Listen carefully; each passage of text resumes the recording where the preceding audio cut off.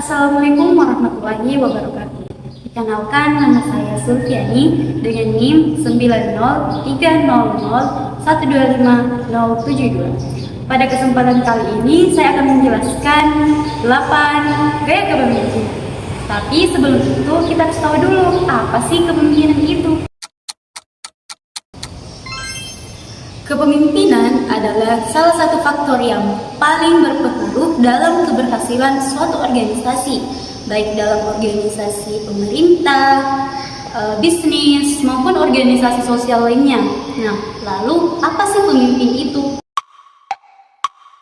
Pemimpin merupakan seseorang yang tidak hanya dituntut untuk mengambil keputusan, tetapi juga mampu mengarahkan, memengaruhi, serta memberikan arahan kepada bawahannya untuk mencapai tujuan tertentu secara efisien.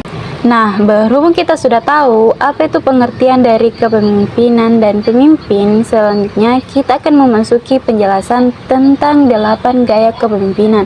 Nah, yang pertama adalah gaya kepemimpinan otoriter. Menurut Kurt Lewin, kepemimpinan otoriter adalah kepemimpinan yang dimana semua aspek diberikan kepada pemimpin. Nah, contohnya itu dapat dilihat dalam organisasi militer. Nah, yang dimana di dalam organisasi militer hanya komandan yang berhak untuk memerintah anggotanya, dan anggotanya itu harus melaksanakannya dengan cepat dan tepat. Namun, kepemimpinan otoriter ini harus ditempatkan pada situasi yang tepat, karena jika tidak ditempatkan pada situasi yang tepat, maka bisa mengakibatkan stres serta inovasi yang berkurang. Yang kedua adalah kepemimpinan demokratis. Kepemimpinan demokratis menurut Lewin adalah kepemimpinan yang melibatkan bawahan dalam pengambilan keputusan. Namun, keputusan terakhir tetap dipegang oleh pemimpin. Contoh dari kepemimpinan demokratis dapat kita lihat di dalam lingkungan sekolah. Nah, yang dimana seorang kepala sekolah mengarahkan para staf, guru, dan orang tua siswa untuk berdiskusi untuk menetapkan kebijakan-kebijakan penting. Jadi, adapun dampak positif dan negatif dari kepemimpinan demokratisnya, yang pertama, dampak positifnya itu guru merasa dihargai dan berperan penting juga dalam perkembangan siswa.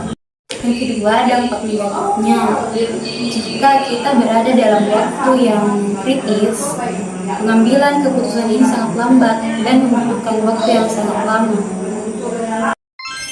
Yang ketiga adalah gaya kepemimpinan laissez-faire. Nah, menurut Lewin, gaya kepemimpinan seperti ini adalah gaya kepemimpinan yang memberikan kebebasan kepada bawahannya untuk berkreasi atau menentukan metode kerja yang mereka inginkan. Nah, contohnya seperti seorang CEO maupun CTO memberikan bawahannya itu kebebasan untuk memilih sendiri seperti apa sih metode pekerjaan yang mereka inginkan. Nah, namun adapun dampak dari kepemimpinan laissez-faire ini. Nah, yang pertama, kepemimpinan seperti ini tuh bisa berdampak positif jika diterapkan pada tim yang sudah kompeten, karena bisa meningkatkan kreativitasnya serta inovasi-inovasi yang terus berkembang. Namun, yang kedua, kepemimpinan seperti ini bisa berakibat fatal apabila diterapkan pada tim yang belum matang atau tim yang belum kompeten, karena bisa merusak segala hal yang sudah diterapkan. Yang keempat adalah gaya kepemimpinan transformasional. Menurut Bas dan Avolio, gaya kepemimpinan seperti ini adalah kemampuan pemimpin untuk menginspirasi, memotivasi, dan mentransformasi cara berpikir bawahan untuk mampu serta berjuang demi visi bersama. Contohnya, seorang CEO dari perusahaan transformasi digital, ia tidak hanya mengganti sistem, tetapi dia juga mampu untuk mengubah budaya organisasi tersebut, serta melatih karyawan dalam berpikir secara kritis.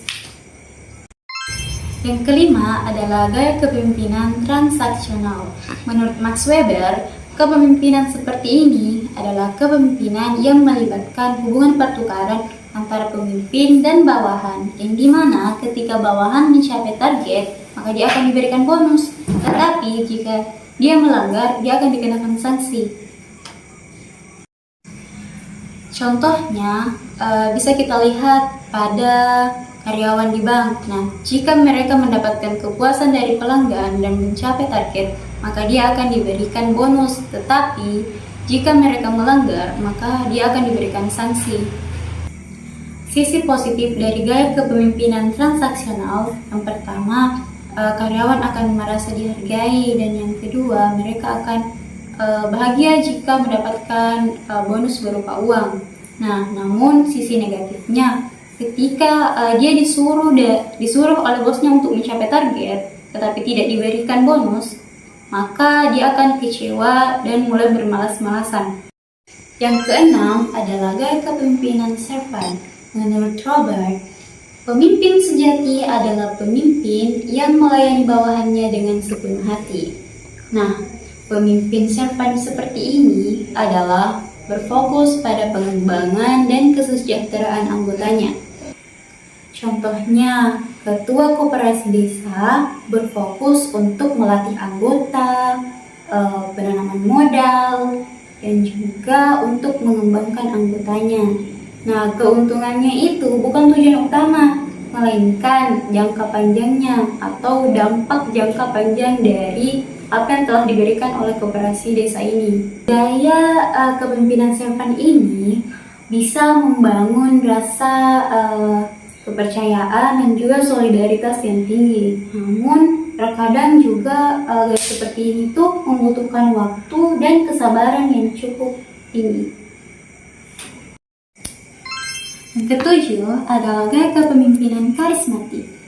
Menurut Max Weber, gaya kepemimpinan seperti ini muncul karena kepribadian atau daya tarik dari seseorang. Bisa saja karena dia cantik, ganteng, maupun karena kepribadian yang kalem. Nah, contohnya, para pendiri organisasi sosial, mereka bisa menggerakkan relawan tanpa imbalan sebesar pun karena kepribadian dari seseorang serta visi dari seseorang. Nah, dari sini kita sudah bisa menilai bahwasanya banyak orang yang bisa bergerak itu tanpa imbalan, tetapi bisa bergerak karena adanya visi atau kepribadian dari seseorang yang menyuruhnya. Yang kedelapan adalah gaya kepemimpinan situasional. Menurut Hersey dan Blanchard, gaya kepemimpinan seperti ini adalah pemimpin harus bisa menganalisis bahwa kepemimpinan seperti apa yang cocok untuk bawahannya. Contohnya, seorang mandor bisa bersikap tegas kepada pekerja baru, sementara bersikap demokratis kepada mandor lama ataupun para pekerja lama. Nah, fleksibilitas seperti ini itu cukup adaptif, tapi membutuhkan waktu serta pengalaman yang tinggi. Jadi, dapat kita simpulkan dari 8 gaya kepemimpinan tadi bahwasanya setiap gaya kepemimpinan itu memiliki sisi positif dan juga sisi negatif. Nah, tinggal kita memilih situasi dan mencocokkannya dengan gaya kepemimpinan yang mana. Mungkin sekian yang sempat saya sampaikan, kurangnya lebihnya mohon dimaafkan. Assalamualaikum warahmatullahi wabarakatuh.